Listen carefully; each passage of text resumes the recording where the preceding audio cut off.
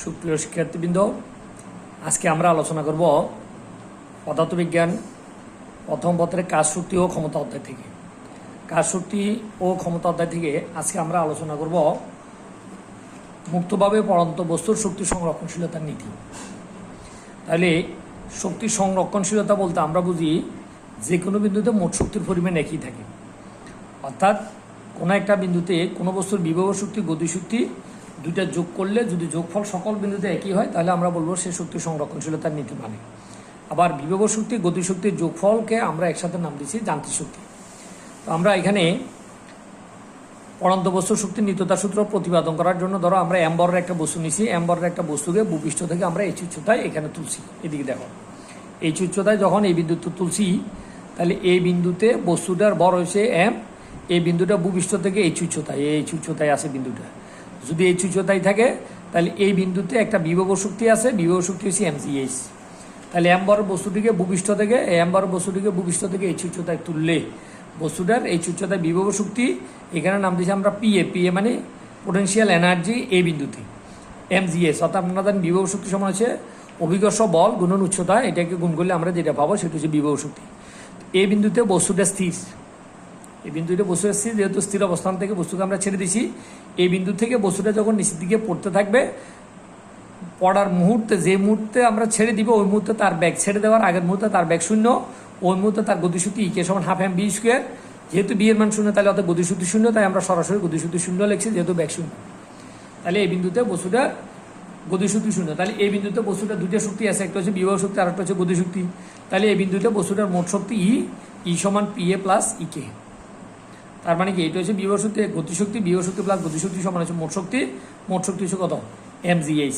তার মানে এই বিন্দুতে বস্তুটার মোট শক্তি হচ্ছে এমজিএইচ। তাহলে এবার আমরা এই বিন্দু থেকে বস্তুটাকে ছেড়ে দিব। বস্তুটাকে ছেড়ে দিলে ধরে নিলাম বস্তুটা এই বিন্দু থেকে এই বি বিন্দুতে আসছে।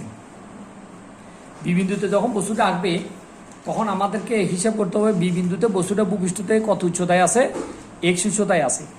আবার উপরের থেকে বস্তুটা নিচের দিকে কতটুকু নামছে, ভূপৃষ্ঠ থেকে যদি সে এক্স উচ্চতায় থাকে তাহলে এখান থেকে সে নামবে এইচ মাইনাস এক্স। তার মানে এইচ মাইনাস এক্স হচ্ছে বস্তুটার সরণ।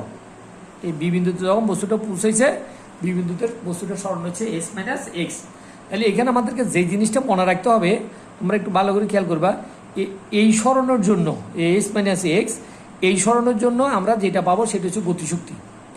আর ভূপৃষ্ঠ থেকে এইচ উচ্চতা, এই উচ্চতার জন্য আমরা যেটা পাবো সেটা হচ্ছে বিভব শক্তি।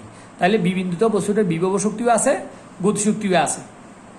তো ধরে নিলাম আমরা বি বিন্দুতে বস্তুটার বিভব শক্তি ইফিবি, অর্থাৎ বি হচ্ছে বিন্দুটার নাম আর ইফি হচ্ছে পোটেনশিয়াল এনার্জি। তাহলে বি বিন্দুতে বস্তুটার বিভব শক্তি সমান হচ্ছে এমজি এক্স। তাহলে এমজি হচ্ছে অভিকর্ষ বল আর এক্স হচ্ছে কি বস্তুটা ভূপৃষ্ঠ থেকে এইচ উচ্চতায় আছে। তার মানে যে কোনো বিন্দুতে বস্তুটার বিভব শক্তি তার উচ্চতার উপরে নির্ভরশীল। আর অভিকর্ষ বল এমজি, এটা বস্তুর বল যদি ধ্রুব থাকে তাহলে বল এটাও তোমার কি ধ্রুব থাকবে। তাহলে ইভি সমান এমজি এক্স, এটা হচ্ছে বি বিন্দুতে বস্তুটা যখন ভূপৃষ্ঠ থেকে এইচ উচ্চতা ছিল তখন তার মধ্যে বিভব শক্তি। এই বিন্দুতে বস্তুটার যেহেতু একটা ব্যাগ আছে, ধরে নিলাম এই বিন্দুতে বস্তুটার ব্যাগ ভি, তাহলে বি বিন্দুতে যদি ব্যাগ বি হয় তাহলে বি বিন্দুতে বস্তুর গতিশক্তি ই কে বি। ই কে মানে কাইনেটিক এনার্জি, বি মানে বি বিন্দু, হাফ এম ভি স্কোয়ার। তাহলে বি হচ্ছে বি বিন্দুতে বস্তুটার ব্যাগ। তো বি বিন্দুতে বস্তুটার এই ব্যাগটা আমাদেরকে কি করতে হবে? নির্ণয় করতে হবে।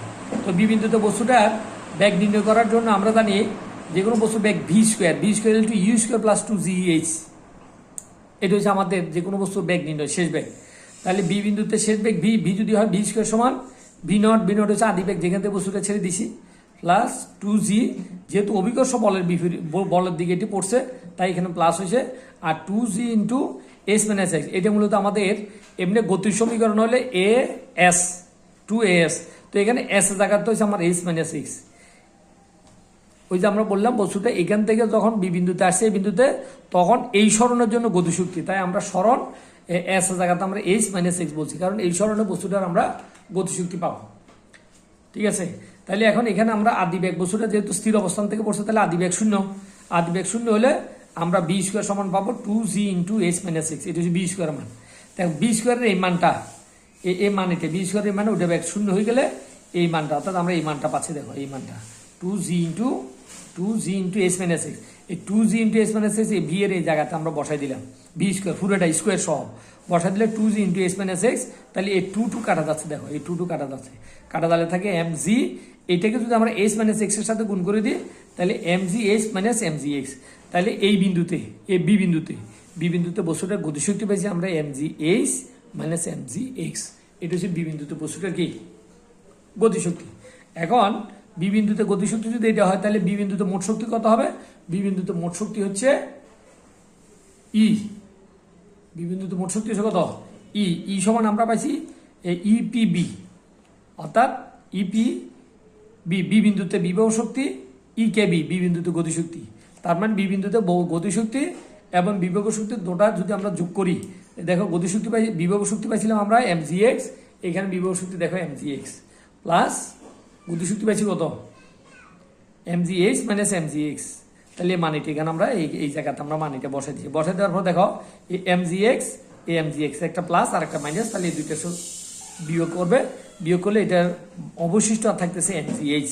তাহলে আমরা দেখতেছি যে বস্তুটা যখন তোমার কোথায় আসছে?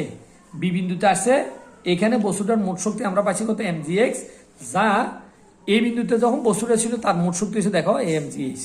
তাহলে দেখো বি বিন্দুতে বস্তুটা মোট শক্তি এবং এই বিন্দুতে বস্তুটা মোট শক্তি দুটোটা কি সমান। তার মানে যদি আমরা অনুরূপভাবে সি বিন্দুতেও নির্ণয় করি তাহলে সি বিন্দুতে বস্তুটার মোট শক্তি আমরা এম জি এইচ পাবো। তাহলে আমরা দেখতেছি যে পড়ন্ত বস্তুর যে কোনো বিন্দুতে তার মোট শক্তি সমান থাকে। যদি মোট শক্তি সমান থাকে তাহলে আমরা বলবো যে বস্তুর মোট শক্তি যেহেতু সমান, তাহলে অতএব পড়ন্ত সকল বস্তু শক্তির নিত্যতার বিধি মেনে চলে। তাহলে পড়ন্ত সকল বস্তু যদি শক্তির নিত্যতার বিধি মেনে চলে, তার মানে যে কোনো বিন্দুতে বিভব শক্তি গতিশক্তি দুটোই যদি আমরা যোগ করি, যোগফল হবে কত? ধ্রুবক, অর্থাৎ যোগফল একই হবে। এই জন্য তোমার পরীক্ষাতে অনেক সময় প্রমাণ করতে বলে পড়ন্ত বস্তুর বিভব শক্তি গতিশক্তির যোগফল সর্বদা ধ্রুব থাকে, গাণিতিকভাবে কি করো? বিশ্লেষণ করো। এবং এই অঙ্কটা পরীক্ষাতে সবচেয়ে বেশি আসে এবং এটা সবচেয়ে গুরুত্বপূর্ণ টপিকস। তো ধন্যবাদ সবাইকে, খোদা হাফেজ।